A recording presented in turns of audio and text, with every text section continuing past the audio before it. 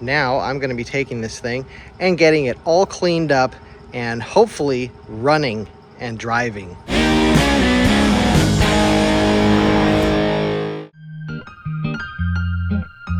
Welcome back to Rolling Stonks. My name is CJ and this is my 1951 CJ. My family has had this Jeep for many decades, and my grandfather and my uncle and my father built this Jeep and put a Buick 225 V6 in it, and this thing is an off-road beast. But the last time it ran was over 10 years ago, which means I don't know what's going on with this engine. In theory, no water got into the engine, but we don't know that for sure. One of the first things we're going to do today is we're going to pull the spark plugs and we're going to put a camera down into the cylinders to see what the inside of the engine looks like. The first thing we need to do before we even start tinkering around this thing is clean it. Now, at one point, this was a very nice, clean engine, but now, as you can see, it is absolutely covered in spider webs and junk, and I am guessing there will be spiders in this engine bay. So I'm gonna take this thing outside there and we are going to pressure wash it so that I don't have to deal with getting bit while I'm trying to loosen these very rusty old fasteners.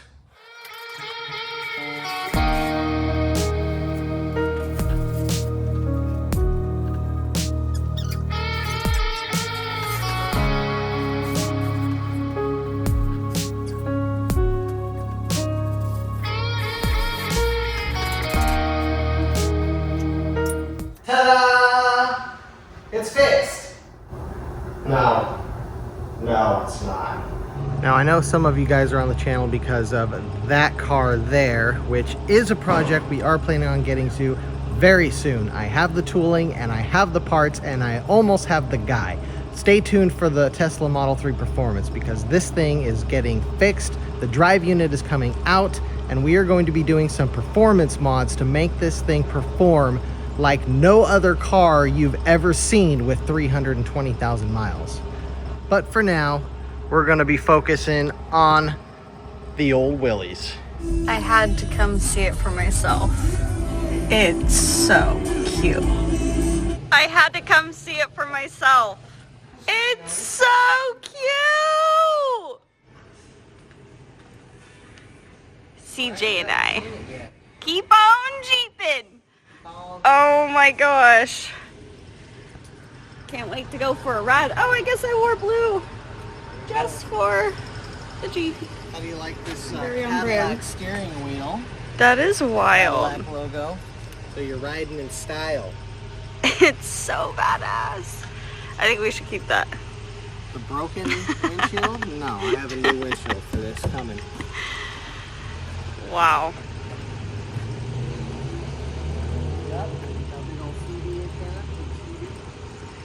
Holy moly! I didn't even realize that thing had that big of an antenna. That needs a little, maybe, or a little bit more than that. But it's so cool. There's actually some chains that are supposed to hold this up. So oh my gosh! I love the blue. I feel like cool. it's a really perfect blue. Wait, I love that I wore blue. Keep it blue. To keep it blue. I mean, it's kind of the OG color. War green would be cool, but I don't know.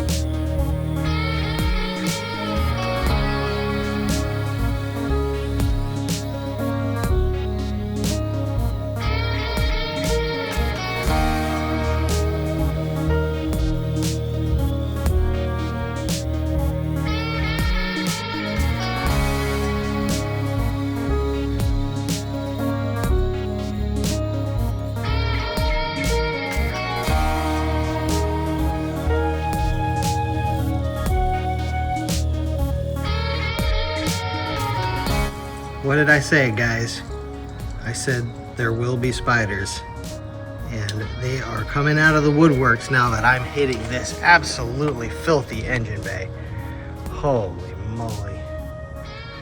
All right, let's get her cleaned up.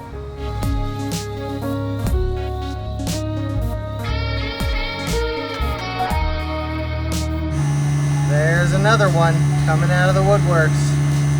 Ooh, it's trying to get on me. Ugh. All right.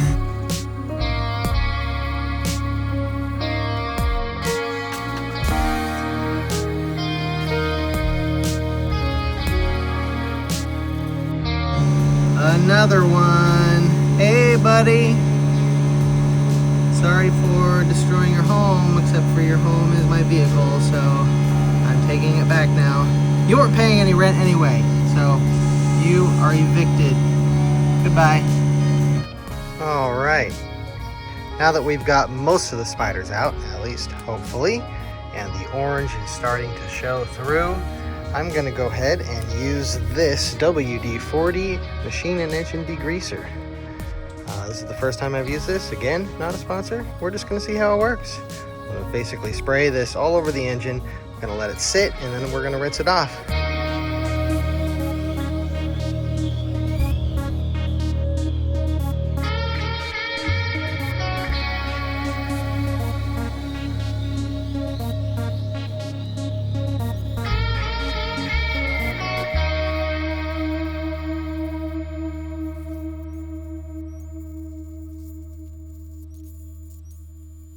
Since we've got some daylight left, I'm gonna roll this thing into the sun and let it dry so that way we can start wrenching on it.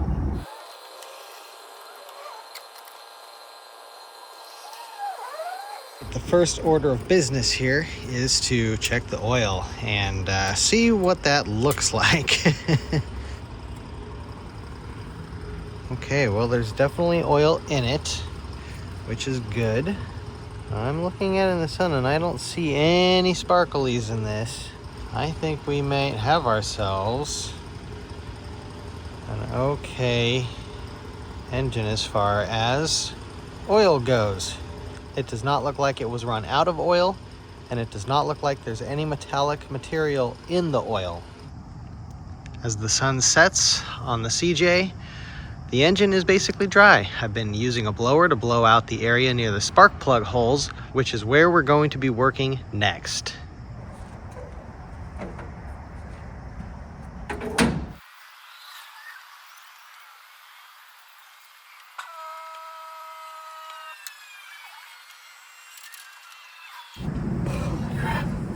I need to get this thing running. Oh man.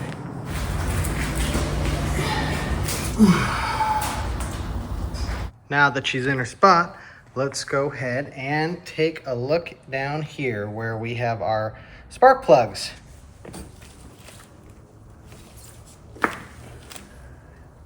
Not too bad. This guy just jumped from the main part of the chassis. Okay, there's spark plug number one. And it doesn't look too bad. I see some shiny metal there where the thread looks like it's sealed well. And the spark plug itself, it still looks like it's actually in okay condition except for all the corrosion on the body. Let's take a look inside that hole. I sent the endoscope into cylinder number 5. At first, there didn't appear to be any signs of obvious corrosion or damage, but the piston was up a little too high to be sure. I removed the remaining 2 spark plugs on the driver's side and looked into cylinder 3 next. There was some wear on the piston surface, but again, no major damage. Then I turned the camera and saw what appeared to be a pile of glitter or metal dust that had collected towards the bottom of the cylinder. Not good, but maybe, I thought, it could just be vacuumed out. I continued on to cylinder 1, but was unable to see the entire piston since it was positioned higher in the cylinder. I moved on to cylinder 6, and that's where it all started to fall apart.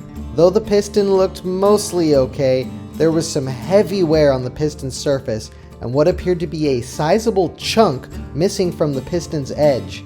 Cylinder 4 looked absolutely terrible. It was coated in black, and at first it looked like it may have even melted at one point and fused to the cylinder wall. That or some dirt had somehow managed to make its way into the cylinder and collected there. The final piston, in cylinder number 2, was too high to really tell what was going on with it, but it was still very clear that the surface had experienced either overheating or been subjected to the elements at some point. It had an extremely worn and damaged surface, and it was clear by this point what shape this engine was in. Well, that really isn't what you want to see. Those pistons look like they have seen better days, and it looks like this Jeep is going to need a new engine. These are our spark plugs that we pulled, and these are from the driver's side of the engine, and this is the backmost cylinder going to the frontmost cylinder. And up here it looks like everything was going on okay. You can see there's some carbon fouling on these, but nothing too wild.